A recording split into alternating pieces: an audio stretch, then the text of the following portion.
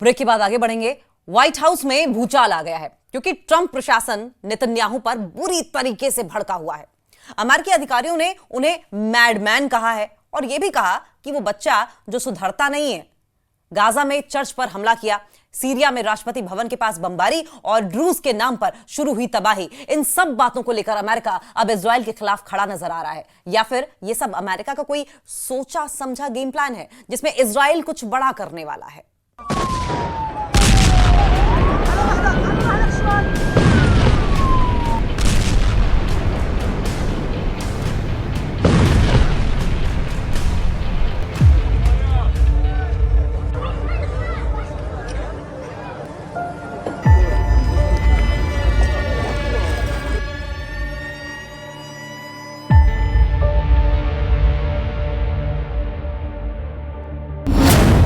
White house से Israel पर गिरा वार्निंग बम।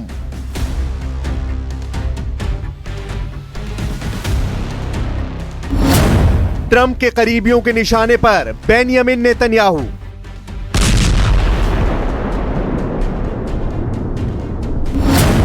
व्हाइट हाउस के अधिकारियों ने नेतन्याहू को बताया मैडमैन।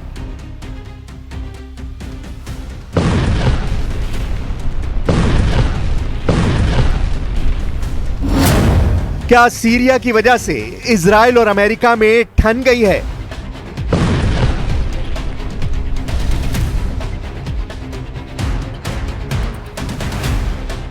सीरिया से लेकर गाजा तक बारूद बरसाने वाले इजराइल के पीएम बेंयामिन नेतन्याहू एक बार फिर व्हाइट हाउस के निशाने पर आ गए हैं। इस बार ट्रंप ने तो नेतन्याहू को सीधे टारगेट नहीं किया है, लेकिन व्हाइट हाउस में मौजूद अधिकारियों ने इजराइल पर वार्निंग बम गिरा दिया है।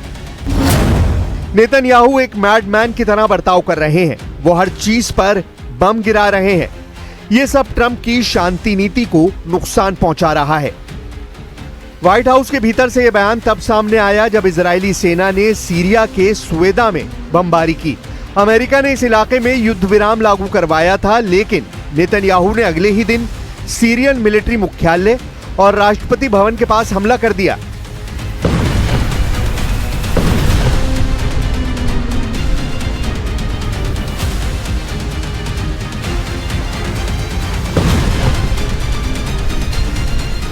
ट्रंप प्रशासन को यह बात नागवार गुजरी। एक तरफ ट्रंप पीस बिल्डिंग इनिशिएटिव चला रहे हैं तो दूसरी तरफ उनके करीबी माने जाने वाले नेतन्याहू एक के बाद एक हमले कर रहे हैं। ट्रंप खुद चुप है, लेकिन उनके अधिकारियों ने नेतन्याहू के खिलाफ मोर्चा खोल दिया है। वो उन्हें बेकाबू बता रहे हैं और नेतन्याहू की तुलना उस बच्चे से कर रहे हैं जो डांट के बाद भी सुधरता नहीं है। नेतन्याहू को लेकर व्हाइट हाउस से जो बयान आ रहे हैं उसके पीछे एक बड़ी जमीन तैयार की गई है। बीते एक हफ्ते में इजराइल की तरफ से सीरिया पर हमला किया गया। गाजा की इकलौती कैथोलिक चर्च पर इजरायली टैंक का शेल गिरा, जिसमें 3 बेगुनाह आम नागरिकों की मौत हुई। ट्रंप ने इस घटना के बाद तुरंत नेतन्याहू को फोन किया था और उन पर अपना गुस्सा जाहिर किया था, जिसके बाद नेतन्याहू की तरफ से भी इस घटना को लेकर अपना दुख जाहिर किया गया था। व्हाइट हाउस की प्रेस सचिव कैरोलिन लीविट ने जानकारी देते हुए कहा था कि ट्रंप और नेतन्याहू के बीच जो भी बात हुई वो बेहद नेगेटिव थी। यानी नेतन्याहू के खिलाफ गुस्से की कई वजह हैं। ये वजह जैसे जैसे बड़ी होती गई, नेतन्याहू के खिलाफ व्हाइट हाउस से गुस्से की लहर उठने लगी। Holy Family Catholic Church was struck by an Israeli shell. Yes. 3 people were killed, 10 wounded. What is the president's reaction to that church coming under fire? It was not a positive reaction. He called Prime Minister Netanyahu this morning to address the strikes on that church in Gaza, and I understand the Prime Minister agreed to put out a statement. It was a mistake by the Israelis to hit that Catholic church. That's what the Prime Minister relayed to the President. वहीं दूसरी तरफ Israel का दावा है कि उसने Syria में ड्रूज समुदाय की रक्षा के लिए सैन्य कार्रवाई की, लेकिन व्हाइट हाउस के सूत्र कहते हैं कि ये घरेलू राजनीति थी। नेतन्याहू की सरकार पर इजरायली ड्रूज समुदाय का भारी दबाव था, जो इजरायली सेना में सेवा करते हैं। स्वेदा में सीरियन सेना और बेदुइन मिलिशिया द्वारा ड्रूज समुदाय पर हमले की खबरें आई। महिलाओं की हत्या, घरों में लूट और धार्मिक गुरुओं की बेइज्जती की गई।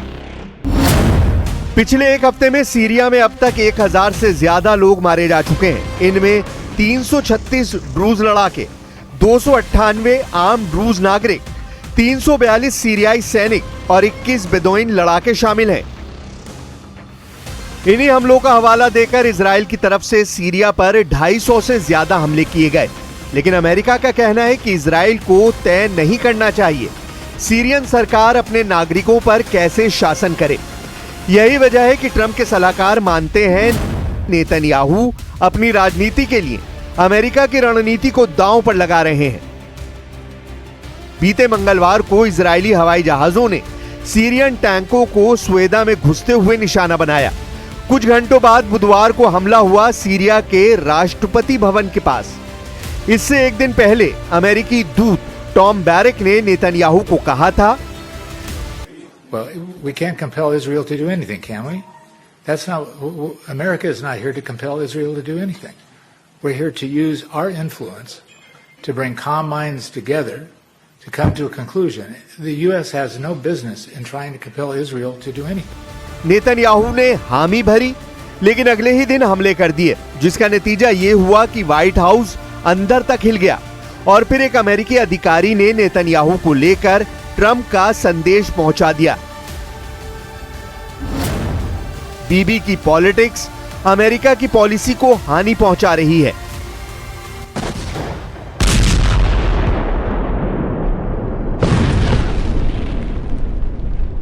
यह पहली बार नहीं है जब इजराइल के पीएम बेंयामिन नेतन्याहू ट्रंप के धैर्य की परीक्षा ले रहे हों। ईरान के खिलाफ हवाई हमलों में भी नेतन्याहू ने बिना अमेरिका की जानकारी के कार्रवाई की थी और बाद में ट्रंप को साथ देने के लिए मजबूर किया। गजा में महीनों से हो रही कार्रवाई के बावजूद ट्रंप ने सार्वजनिक विरोध नहीं किया, लेकिन अब लगता है कि ट्रंप के सलाहकार उनकी आंखें खोल रहे हैं। सीरिया में बम गिराना उस देश में अमेरिकी निवेश और शांति की संभावनाओं को मटिया मेट कर रहा है। व्हाइट हाउस का मानना है कि अगर इजराइल ऐसे ही चलता रहा तो वो भी हारेगा और ड्रूज भी। सऊदी अरब और तुर्की दोनों ने व्हाइट हाउस को औपचारिक विरोध पत्र भेजा है। İsrail dürzileri bahane ederek haydutluk sahasını son 2 gündür komşumuz Suriye'ye taşıdı.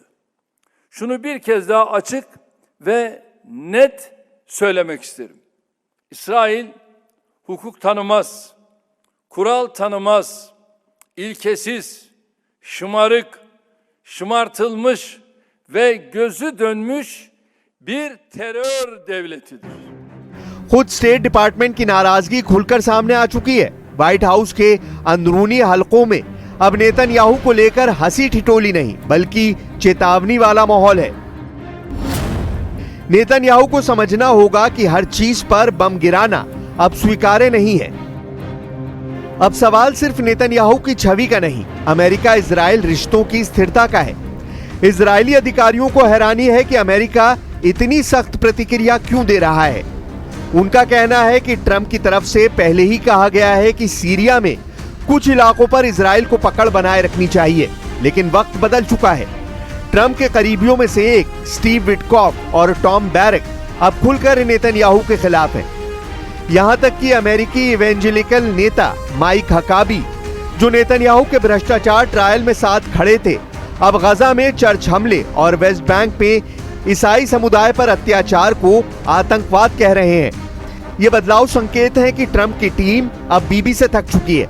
इस बार अमेरिका के आरोपों की चुनौती नेतन्याहू के लिए इसलिए बड़ी है क्योंकि व्हाइट हाउस के 1-2 अधिकारियों के रडार पर नेतन्याहू नहीं है। खबर यह है कि व्हाइट हाउस के 6 बड़े अधिकारियों ने एक ही बात दोहराई है। ये अधिकारी आरोप लगा रहे हैं कि इजराइल की वजह से अमेरिका की नीतियां खतरे में हैं।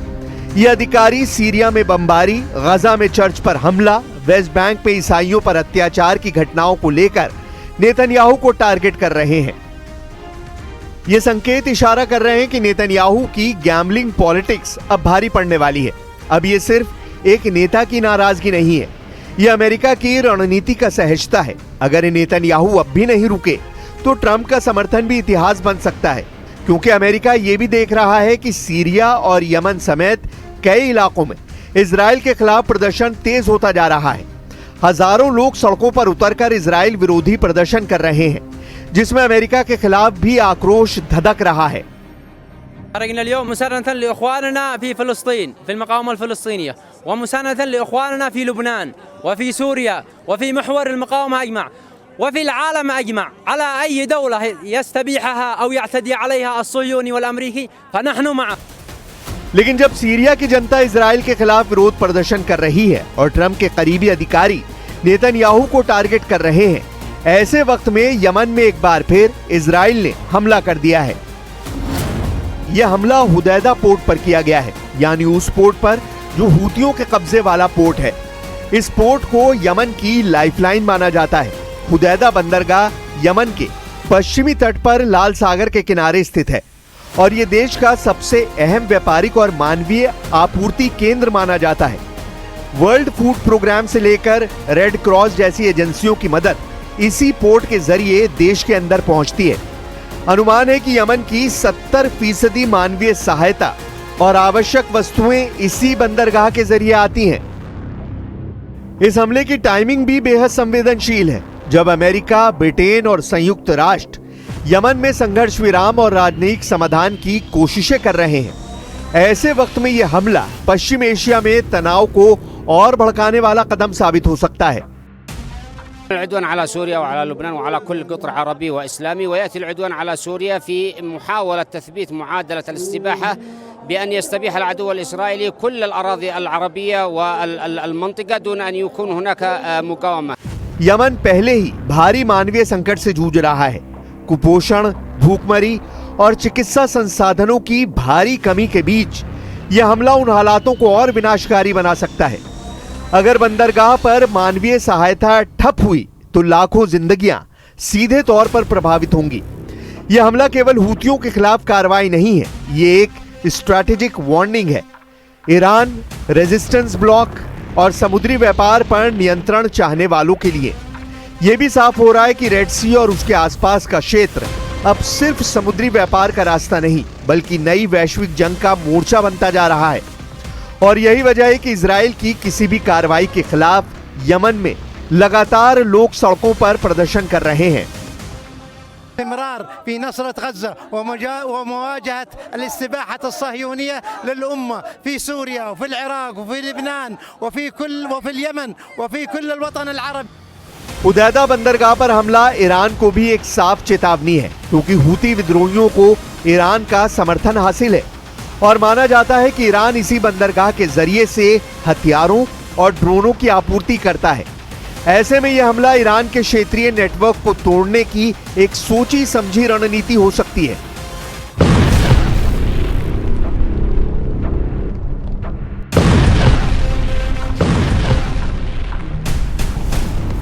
लेकिन सवाल तो यह है कि आखिर एक साथ कई मोर्चों पर लड़ने वाला इजराइल क्या वाकई में अपने वजूद की जंग लड़ रहा है, या फिर इजराइल के राजनीतिक हित इन हमलों का हिस्सा है?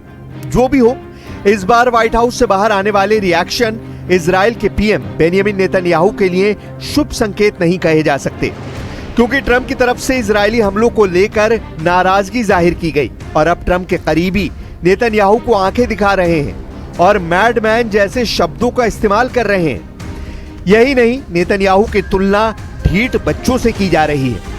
तो क्या सच यही है कि जुलानी की वजह से ट्रंप और नेतन्याहू की दोस्ती में दरार आ गई है, या फिर हमेशा की तरह अमेरिका की तरफ से एक नई स्टोरी प्लान की गई है, और वो ये कि इजराइल गजा से सीरिया, यमन तक बारूदी बारिश करता रहे और पर्दे के पीछे से अमेरिका इजराइल को सपोर्ट करता रहे, क्योंकि दुनिया ने अब तक यही तस्वीर देखी है कि भले ही इजराइल के हमलों को लेकर अमेरिका ने अपनी नाराजगी जाहिर की हो, लेकिन इजराइल के हमले जारी रहे हैं। यह सब कुछ बताता है कि जंग में अक्सर जो दिखता है वो होता नहीं और जो होता है वो दिखता नहीं।